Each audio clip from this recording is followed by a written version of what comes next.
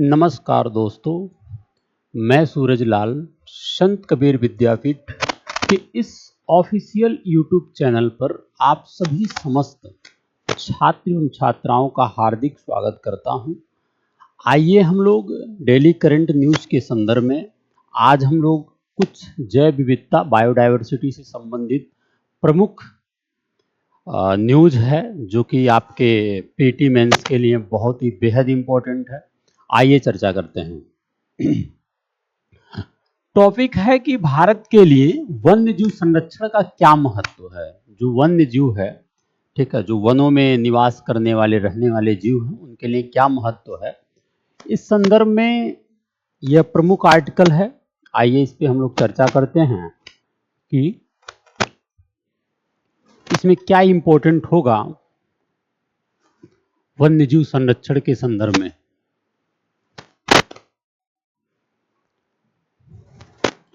तो थोड़ा सा हम भारत में क्या संवैधानिक ढांचा है वन्य जीव संरक्षण के संदर्भ में, उस पर हम लोग थोड़ा चर्चा करते हैं। फिर हम लोग मुख्य रूप से आते हैं कि क्या है कैसे है।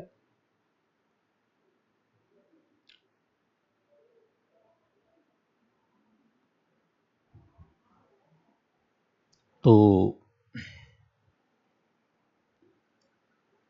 आप देखेंगे कि वन्य जीव संरक्षण से संबंधित जो कानून है भारत में, वन्य जीव संरक्षण से संदर्भ में वन्य जीव संरक्षण अधिनियम 1972 जो है भारत में कानून है जो जंगली जानवरों और पौधों की विभिन्न प्रजातियों के संरक्षण और उनके आवास के प्रबंधन, मैनेजमेंट, हैबिटेट, जंगली जानवरों, पौधों तथा उनसे बने उत्पादों के व्यापार के विनियमन एवं नियंत्रण के लिए एक कानूनी ढांचा प्रदान करता है।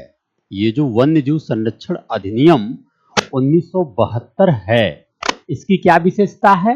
यह भारत में जो जंगली जानवर हैं, पौधे हैं, पौधों की विभिन्न प्रजातियां हैं, इससे संबंधित उनके आवास के साथ साथ इनसे बने, पौधों से बने जो विभिन्न प्रकार के उत्पाद हैं उसके संरक्षण में उत्पादों के व्यापार के विनियमन एवं नियंत्रण के लिए एक कानूनी ढांचा प्रदान करता है। ठीक है, यह अधिनियम उन पौधों और जानवरों की अनुसूचियों को भी सूचीबद्ध करता है जिन्हें सरकार द्वारा अलग अलग स्तर की सुरक्षा तथा निगरानी प्रदान की जाती है।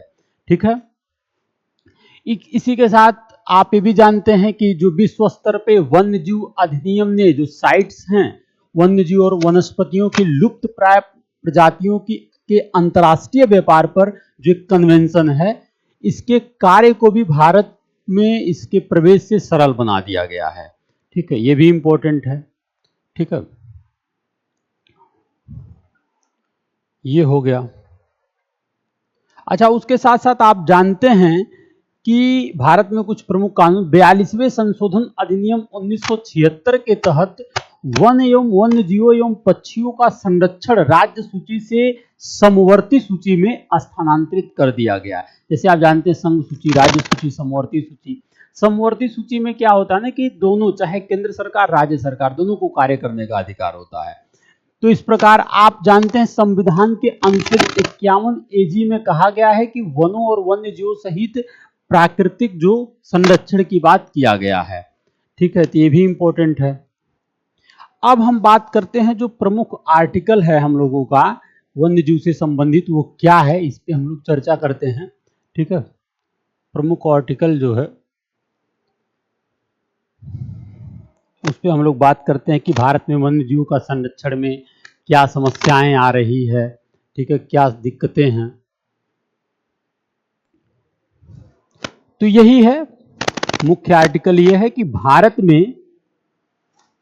के लिए वन्य जीव संरक्षण का क्या महत्व है, इंपॉर्टेंस क्या है।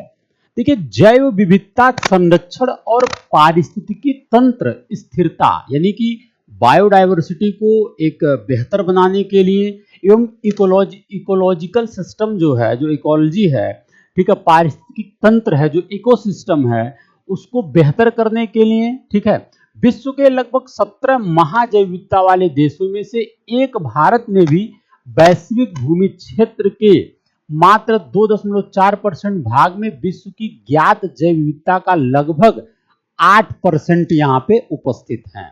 ठीक है, क्योंकि भारत भी एक महाजैव विविधता वाले देशों में आता है। ठीक है, इस प्रकार यह समृद्ध जैव विविधता पारिस्थितिक तंत्र की स्थिरता को संधारित करने में महत्वपूर्ण भूमिका निभाती है, जो मानव अस्तित्व के लिए महत्वपूर्ण है। जो जीव जंतु हैं, वन्य जीव हैं, ठीक है, वनस्पति हैं, ये मानव अस्तित्व के लिए इंपॉर्टेंट है। ठीक है, इस प्रकार यह क्या है, समृद्ध एक बेहतर बायोडायवर्सिटी के लिए बहुत ही इंपॉर्टेंट चीज है। ठीक है, क्योंकि उदाहरण के लिए आप जानते हैं कि भारत के समुद्र तटों के किनारे आप देखेंगे तो मैग्रो पारिस्थितिक तंत्र है, जो मैग्रो इकोसिस्टम है, जो विविध प्रजातियों का निवास स्थान है। आप देखेंगे जो मैग्रो, चाहे आप बंगाल की खाड़ी की तरफ देख लीजिए, चाहे गोवा में इधर तटीय प्रदेशों में देख लीजिए, तो वहां पे क्या है, ये जो मैग्रो वन होते हैं ये विभिन्न प्रजातियों का निवास स्थान है, तो इसलिए इनका संरक्षण इंपॉर्टेंट है। चक्रवातों और सुनामी के विरुद्ध प्राकृतिक अवरोध प्रदान करते हैं जो मैग्रो वन होते हैं।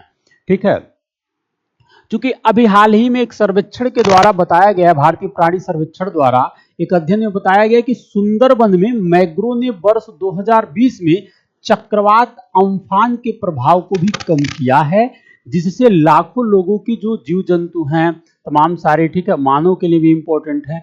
तो इस प्रकार वन्य जीव संरक्षण एक बेहद महत्वपूर्ण कदम है। ठीक है,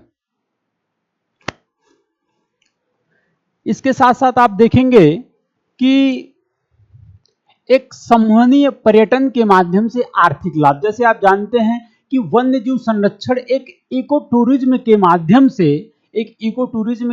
से भारत की अर्थव्यवस्था में भी महत्वपूर्ण योगदान देता है। जैसे आप देखेंगे कि जैसे बहुत सारे इको टूरिज्म में आप देखेंगे, चाहे है ना चिड़ियाघर को ले लीजिए, ऐसे तमाम सारे चीजें हैं। तो इस प्रकार आप देखेंगे कि वन्यजीव संरक्षण इसलिए भी बेहद महत्वपूर्ण है कि इको टूरिज्म के माध्यम से भारत की जो अर्थव्यवस्था है उसमें भी इनका महत्वपूर्ण योगदान है।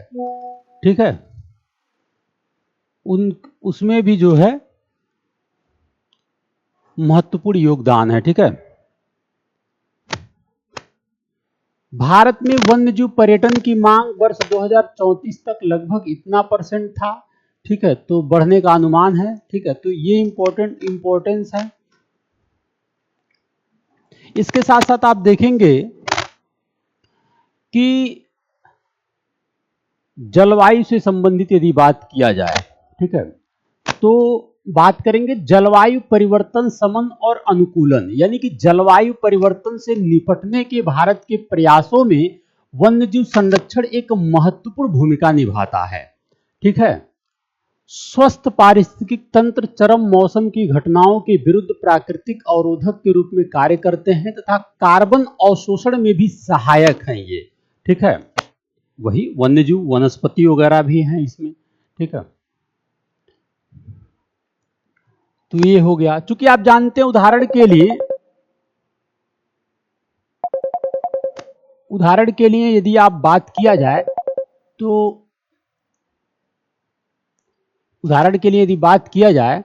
तो आप देखेंगे कि राष्ट्रीय स्तर पर निर्धारित योगदान के तहत भारत की वर्ष 2030 तक लगभग 2.5 से 3 बिलियन टन कार्बन डाइऑक्साइड समतुल्य अतिरिक्त कार्बन सिंक बनाने की प्रतिबद्धता वन और वन्यजीव संरक्षण पर बहुत अधिक निर्भर रहता है। ठीक है, ये बात है।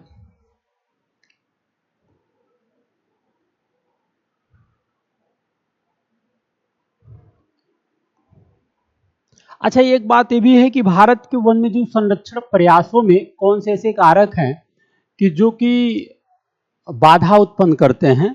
तो आप देखेंगे कि अपर्याप्त निधियन और संसाधन, जो फंड है वो भी अपर्याप्त है, क्योंकि जैव विविधता का केंद्र होने के बावजूद वन्यजीव संरक्षण के लिए भारत का जो बजट है ना वो आवंटन भी अपर्याप्त रहा है, तो एक बाधा का कारक है। ठीक है, क्योंकि इससे आप एक चीज ये अनुमान लगा सकते हैं कि आप देखेंगे कि इसमें इस अपर्याप्त निधियन के कारण पर्यावास संरक्षण, शिकार रोधी उपाय और वैज्ञानिक अनुसंधान जैसे महत्वपूर्ण पहलू प्रभावित होते हैं। ठीक है,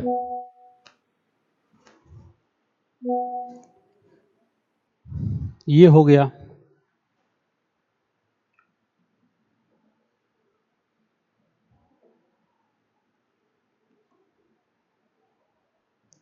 और पर्यावास विखंडन और हास भी जो है, पर्यावास विखंडन और हास भी बहुत ही बेहद महत्वपूर्ण कदम है, क्योंकि आपको पता है कि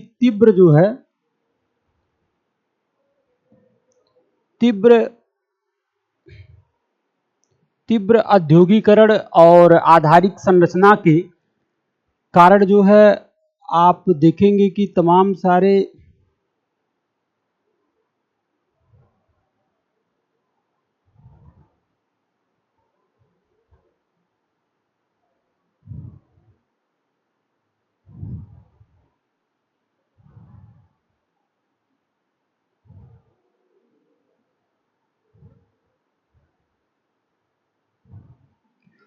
तो तमाम प्रकार की समस्याएं हैं कि तीव्र शहरीकरण और आधारिक संरचना के विकास के कारण भी पर्यावासों का गंभीर नुकसान और विखंडन हुआ है। ठीक है, और इस प्रकार आप देखेंगे। ठीक है,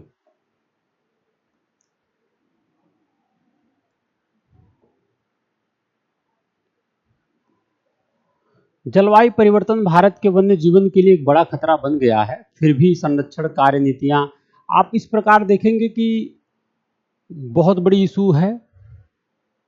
तो ये रहा कुछ प्रमुख जो है न्यूज जो वन्य जीव संरक्षण से संबंधित है।